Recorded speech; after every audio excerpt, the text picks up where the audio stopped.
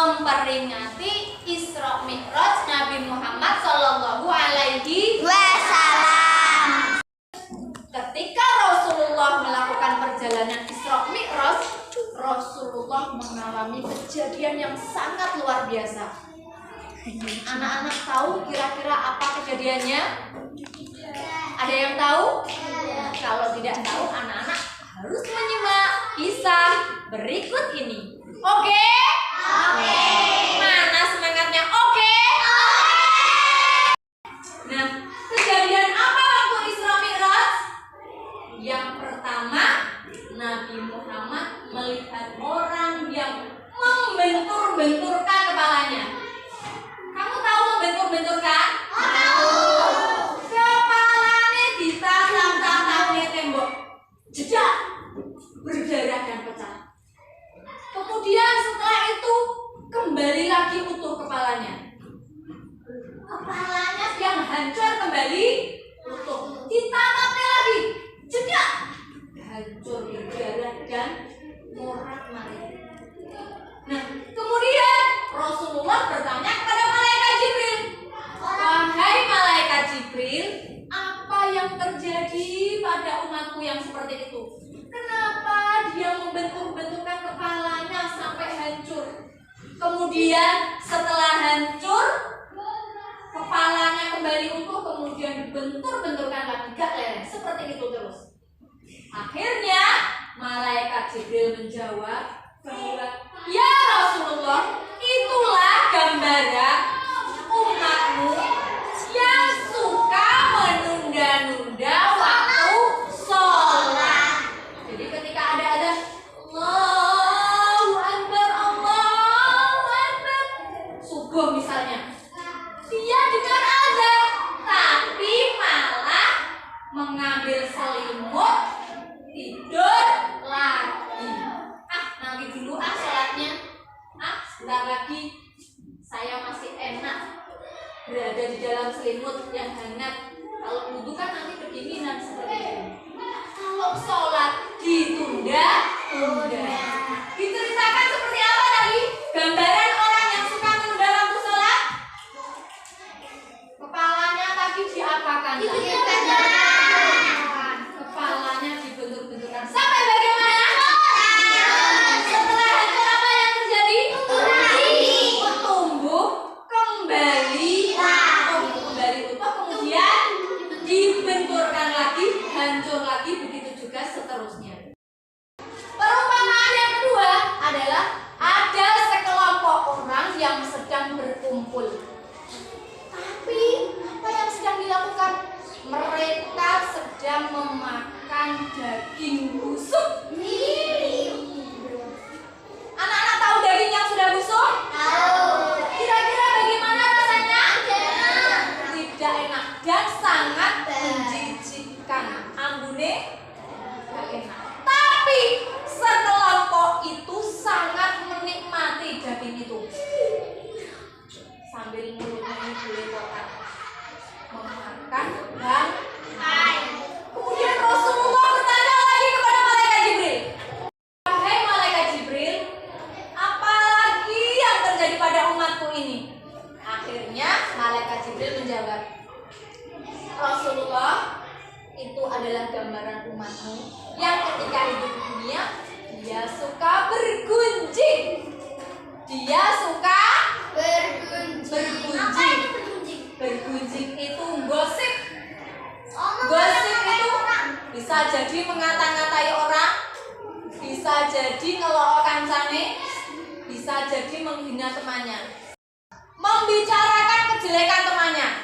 Misalkan seperti ini, si Adit itu loh, kalau makan temannya nggak pernah dikasih, itu namanya ghibah. Nah, anak-anak, tadi gambaran orang yang suka ghibah, suka gosip, suka membicarakan aib orang lain diibaratkan seperti apa? Memakan bangkai. Memakan bangkai. Memakan bangkai saudaranya sendiri. Makanya anak-anak jangan pernah menggibah, jangan pernah berghibah, jangan pernah membicarakan kejelekan teman.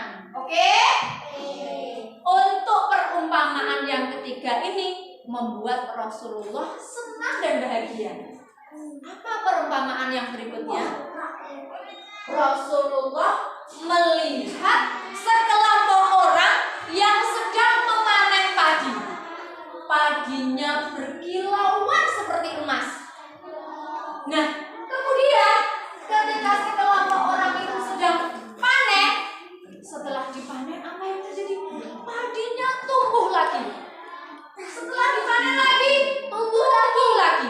Kemudian Rasulullah bertanya lagi pada malaikat Jibril, "Wahai malaikat Jibril, apa yang terjadi pada umatku yang ini? Kenapa setelah panen kemudian padinya tumbuh lagi, dipanen lagi, tumbuh lagi, seperti itu terus?"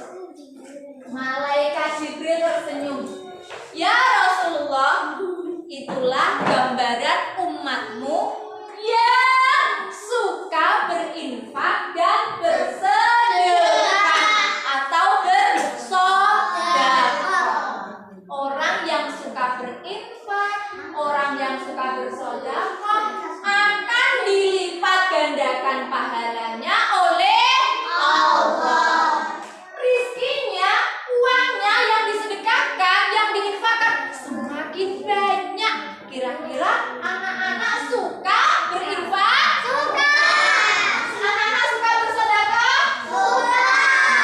Kalau berinfak itu contohnya seperti memasukkan pembangunan masjid, memasukkan di kotak amal di masjid atau di musola. Itu contohnya infak. Menafkahkan harta di jalan Allah, besok akan dibalas. Tidak hanya besok, ketika kita masih hidup di dunia juga sudah dibalas oleh Allah.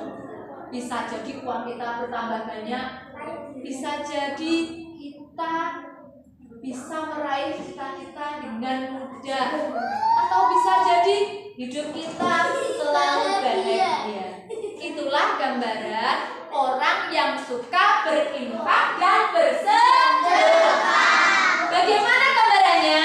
Menanam padi yang berkilauan. Bukan menanam, setelah memanen padi kemudian padinya tumbuh lagi. Seperti itu terus. Makanya mari kita selalu bersedekah dan berinfak. Antar tangannya dilipat lagi. Nah, masih banyak kejadian-kejadian yang luar biasa ketika peristiwa Isra Mi'raj. Mungkin kita sambung pada kesempatan berikutnya.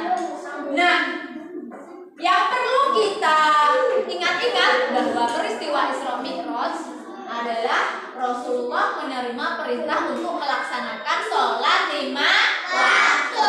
Apa saja sholat 5 waktu? Subuh, zuhur, asar, maghrib, isya. Sudah 5 waktukah anak-anak sehari semalam? Sudah.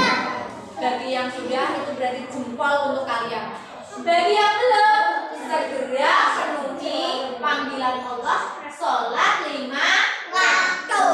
Demikian kisah tentang peristiwa Isra Mi'raj Nabi Muhammad Shallallahu Alaihi Wasallam. Semoga kita bisa mengambil pelajaran. Nah, tadi sudah disampaikan tentang peristiwa Isra Mi'raj. Coba anak soleh dan solehah siapa yang bisa menjawab pertanyaan ini? Rasulullah Isra Mi'raj dari mana sampai mana? Masjidil Haram ke Masjidil Aqsa. Dari Masjidil Aqsa ke Sidratul Muntaha. Siapa yang menemani Rasulullah? Jibril. Malaikat Jibril. Naik apa? Buraq. Naik buraq. Peristiwanya terjadi pada waktu malam hari. Apa yang diterima Rasulullah? Perintah apa yang diterima oleh Rasulullah? Sholat 5 waktu sehari semalam. Lalu bagaimana perumpamaan orang yang suka bergibah atau menggosip? Saudaranya sendiri. Makan bangkai saudaranya sendiri yang telah meninggal. Kemudian apa gambaran orang yang suka berinfak dan bersedekah?